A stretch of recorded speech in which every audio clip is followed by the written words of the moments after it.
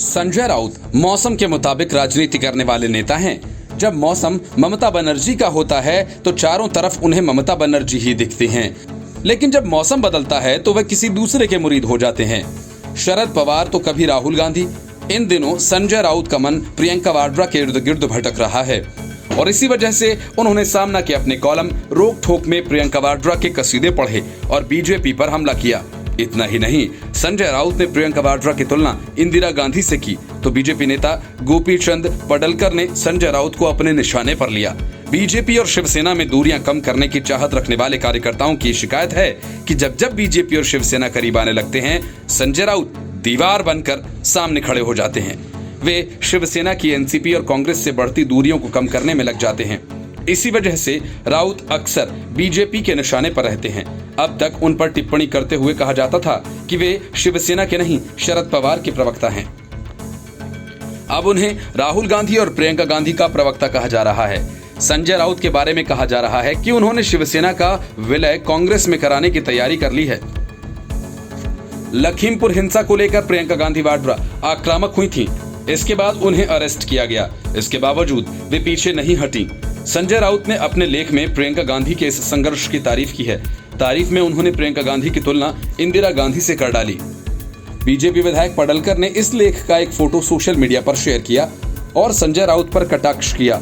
गोपीचंद पडलकर ने मराठी में किए गए अपने ट्वीट में लिखा है, ऐसा लगता है जैसे जनाब संजय ने सामना का रूपांतरण बाबरनामा के तौर पर करने की बात अब हिंदू हृदय सम्राट बाला साहब ठाकरे द्वारा खड़ी की गई शिवसेना का विलय कांग्रेस में करने का बीड़ा उठा लिया है। संजय राउत ने लिखा कि प्रियंका गांधी के अरेस्ट होने के बाद उनके संघर्ष से देश जाग गया है। 4 अक्टूबर की सुबह प्रियंका गांधी का संघर्ष जिन्होंने भी देखा, उन्हें ये यकीन हो गया कि इंदिरा गांधी का अस्तित्व देश में कायम है और वह अस्तित्व जब तक है तब तक लोकतंत्र जिंदा है। 4 खून पचाकर सुख से सो रही सबसे बड़ी पार्टी की नींद उड़ाने का काम प्रियंका गांधी ने किया है। Bureau report, news of India.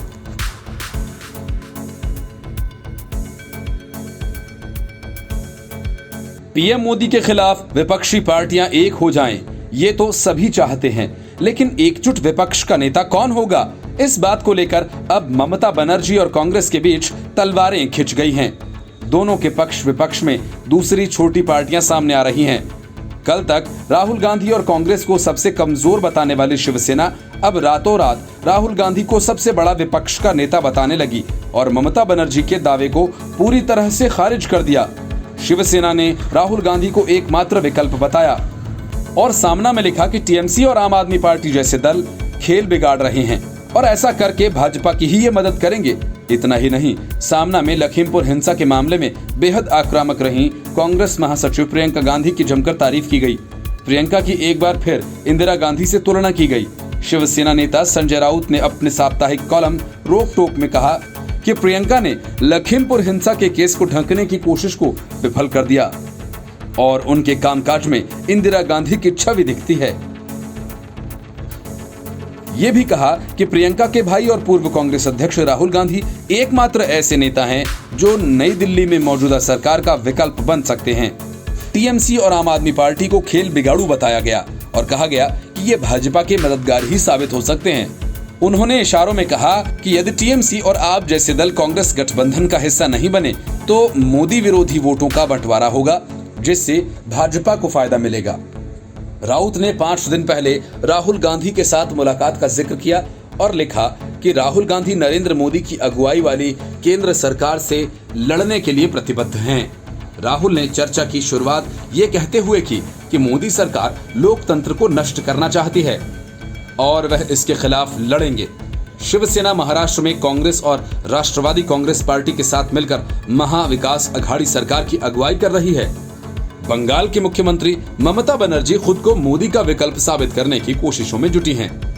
Delhi में आम आदमी पार्टी की सरकार में मुख्यमंत्री अरविंद केजरीवाल ने भी ममता का समर्थन करने के संकेत दिए हैं। इससे पहले ममता दो टूक कह चुकी हैं कि भाजपा को सिर्फ तृणमूल कांग्रेस ही टक्कर दे सकती है। कांग्रेस से कुछ नहीं होने वाला। कांग्रेस और टीएमसी के अलावा भाजपा को टक्कर देने की क्षमता रखने वाली तीसरी पार्टी आम आदमी पार्टी है। मुख्यमंत्री अरविंद केजरीवाल ने धीरे धीरे राष्ट्रीय पटल पर अपनी पहचान बना ली है। पार्टी अगले साल यूपी, उत्तराखंड, गोवा, गुजरात और पंजाब में अपने लिए अवसर देख रही है। इन सभी प्रदेशों में पार्टी को फायदा मिलने के आसार हैं। Report, news of India. Kashmir घाटी में आतंकियों के खिलाफ अमित शाह की टीम के सक्रिय होने से महबूबा मुफ्ती काफी परेशान हो गई हैं। लेकिन अपनी परेशानी का जिक्र उन्होंने शाहरुख खान के पकड़े गए नशेड़ी बेटे के बहाने की। असल में एनसीबी की गिरफ्त में फंसे आर्यन खान मामले को धार्मिक रंग देने की कोशिशें तो पहले से हो रही थी, अब इसमें महबूबा मुफ्ती भी कूद गई हैं। महबूबा मुफ्ती ने आरोप लगाया कि यह सब कुछ इसलिए हो रहा है क्योंकि उनका सरनेम खान है। इसके साथ ही उन्होंने लखीमपुर खीरी में किसानों की मौत के मामले में भी सरकार को निशाने पर लिया। उन्होंने कहा कि केंद्रीय मंत्री के बेटे को लेकर मिसाल कायम करने के बजाय 23 साल के लड़की को परेशान कर रही।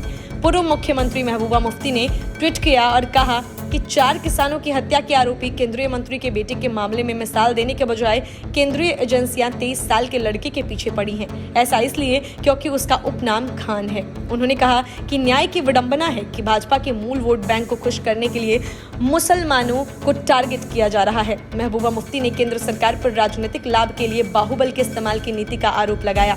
महबूबा मुफ्ती ने कहा कि जम्मू कश्मीर में हालात बद से बदतर होते जा रहे हैं। मुफ्ती ने दावा किया कि अनंतनाग जिले में सीआरपीएफ कर्मियों की गोलियों से ढेर हुए एक मुस्लिम व्यक्ति के परिजनों से मिलने न देने के लिए उन्हें नजरबंद रखा गया। महबूबा ने अपने ट्विटर पर लिखा कि जम्मू कश्मीर की स्थिति बद से बदतर होती गई है। मेरा डर इस तथ्य से और भी बढ़ गया कि सुधार के बजाय भारत सरकार चुनाव में राजनीतिक लाभ हासिल करने के लिए बाहुबल के इस्तेमाल की नीति जारी रखेगी। इसका कारण उत्तर प्रदेश में होने वाला अगला चुनाव है। उन्होंने आगे लिखा कि आज एक बार फिर नजरबंद हूँ। सीआरपीएफ के साथ मुठभेड़ में मारे गए निर्दोष नागरिक के परिवार से मिलने जाना चाहती थी। भारत सरकार चाहती है कि हम चुनिंदा हत्याओं की निंदा करें। वे केवल उन मामलों में नाराज होते हैं जहां नफरत की राजनीति लोगों का ध्रुवीकरण करने के लिए शुरू की जा सकती है। Bureau report, news of India. Gandhi Vadra के लिए अब तक तो अंबानी और अडानी ही पीएम मोदी के दोस्त थे, लेकिन अब प्रियंका वाड्रा ने इसमें एक और नया नाम रतन टाटा का भी जोड़ दिया है। डूब चुकी एयर इंडिया के विनिवेश से प्रियंका वाड्रा इतनी आहत हो गई कि उन्होंने रतन टाटा को पीएम मोदी का दोस्त बता दिया। प्रियंका ने पीएम मोदी के संसदीय क्षेत्र वाराणसी में किसान न्याय रैली को संबोधित करते हुए हास्यास्पद आरोप लगाया और कहा कि प्रधानमंत्री नरेंद्र मोदी ने पिछले साल अपने लिए 16,000 करोड़ रुपए में 2 एयरक्राफ्ट खरीदे थे, जबकि उन्होंने देश की एयर इंडिया कंपनी को मात्र 18,000 करोड़ रुपए में अपने अरबपति दोस्तों को बेच दिया। पीएम मोदी के खिलाफ प्रियंका के भ्रामक आरोपों के बाद सोशल मीडिया पर उनका मजाक उड़ाया जाने लगा। लोगों ने यहां तक कह डाला कि राहुल गांधी कम थे कि कांग्रेस इसे भी लेकर आ गई। अब सबसे पहले आते हैं प्रियंका गांधी के उस दावे पर जिसमें उन्होंने कहा कि प्रधानमंत्री नरेंद्र मोदी ने अपने लिए एयरक्राफ्ट खरीदे, वो भी 2-2। फरवरी 2020 के बजट भाषण में केंद्रीय वित्त मंत्री निर्मला सीतारमण ने बताया कि स्पेशल एक्स्ट्रा एक्शन फ्लाइट के लिए कुल 810 से लेकर 823 करोड़ रुपए अलॉट किए गए हैं। इसके तहत 2 नए एयरक्राफ्ट खरीदे जा रहे हैं। इससे पिछले वित्त वर्षों में भी 4,741 से 4,785 इसके लिए अलॉट किए गए थे। ये नए एयरक्राफ्ट बोइंग 777.300 EIR मॉडल के हैं, जिन्होंने 25 साल पुरानी बोइंग 747 को रिप्लेस किया। पहले इससे विमान का इस्तेमाल एयर इंडिया द्वारा राष्ट्रपति, प्रधानमंत्री और उपराष्ट्रपति की यात्राओं के लिए किया जाता था। नए विमानों का कुल खर्च आधिकारिक रूप से तो सामने नहीं आया, लेकिन इनमें 8,458 करोड़ रुपए का खर्च आंका गया था। पहली बात तो ये कि इस विमान पर नरेंद्र मोदी के बाद बनने वाले प्रधानमंत्री भी चढ़ेंगे और रामनाथ कोविंद के बाद बनने वाले राष्ट्रपति भी, क्योंकि ये किसी व्यक्ति विशेष का विमान नहीं बल्कि सरकारी है। दूसरी बात, इन विमानों के लिए करार यूपीए के काल में हुआ था। जब कांग्रेस के मनमोहन सिंह प्रधानमंत्री थे बोइंग को, तब एयर इंडिया ने 68 विमानों का ऑर्डर दिया था, जिसका ये हिस्सा था। Bureau report, news of India. CM Charanjit Singh Channi से खार खाए बैठे सिद्धू को कोयला संकट के बीच एक और मौका हाथ लग गया और सिद्धू ने बिना वक्त गंवाए चन्नी सरकार पर उसी अंदाज में हमला बोल दिया जिस तरह से वे कैप्टन अमरिंदर सिंह की सरकार के खिलाफ किया करते थे। सिद्धू वैसे तो चन्नी के हर फैसले से नाराज हैं, लेकिन बिजली समझौतों को लेकर नवजोत सिंह सिद्धू कुछ ज्यादा ही गर्म है। चन्नी सरकार की पहली कैबिनेट बैठक में सिद्धू को उम्मीद थी कि वह बिजली को लेकर बड़ा फैसला करेंगे, लेकिन चन्नी ने 2 किलोवाट तक के बकाया बिजली बिल माफ करने की घोषणा की थी। बकाया नहीं भरने पर कटे 1 लाख कनेक्शनों को जोड़ने का फैसला किया था। कोयले की कमी से जूझ रहे पंजाब में ब्लैकआउट के आसार पर नवजोत सिंह सिद्धू फिर अपनी ही सरकार पर हमलावर हो गए हैं। सिद्धू ने कहा कि 30 दिनों का कोयला स्टॉक नहीं करने वाले निजी थर्मल प्लांटों पर जुर्माना लगाना चाहिए। साथ ही सिद्धू ने सरकार को नसीहत देते हुए कहा कि अब निजी थर्मल प्लांटों पर निर्भरता कम करते हुए मुख्यमंत्री को तेजी से सोलर बिजली खरीद के समझौते करने चाहिए। पंजाब में बिजली के मुद्दे पर इससे पहले भी नवजोत सिंह सिद्धू मुखर रहे हैं। उन्होंने हमेशा ही भाजपा और अकाली सरकार के निजी बिजली खरीद समझौते को रद्द करने की वकालत की।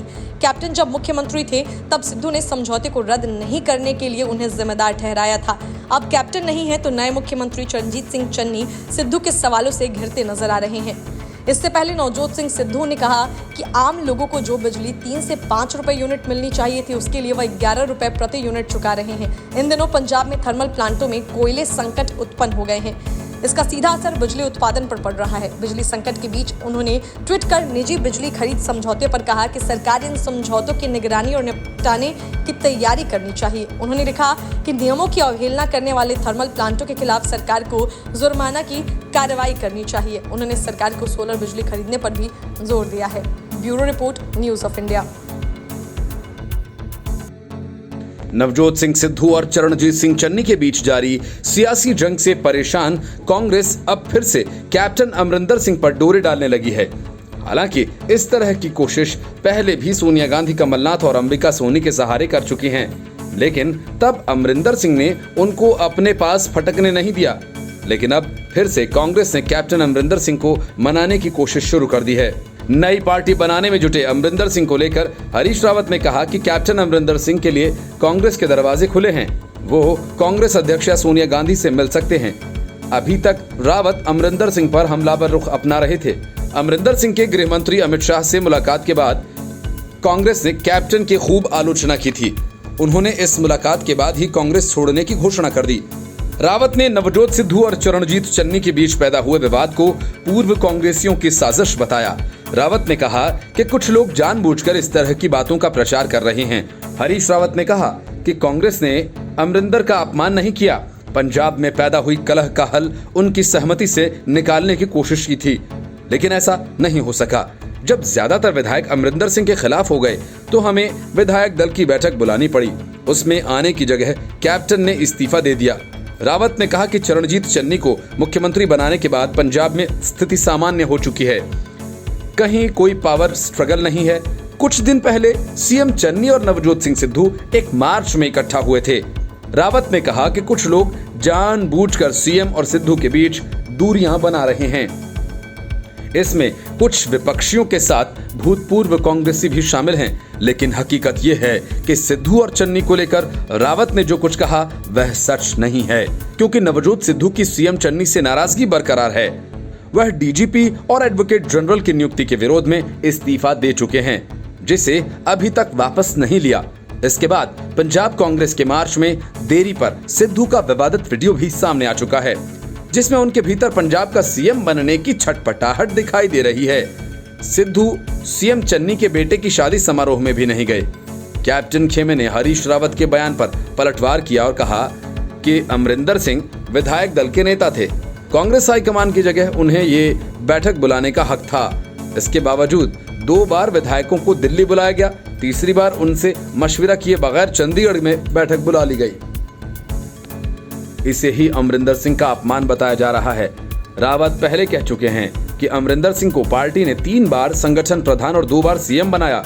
ऐसे में यह अपमान नहीं है। Report, news of India.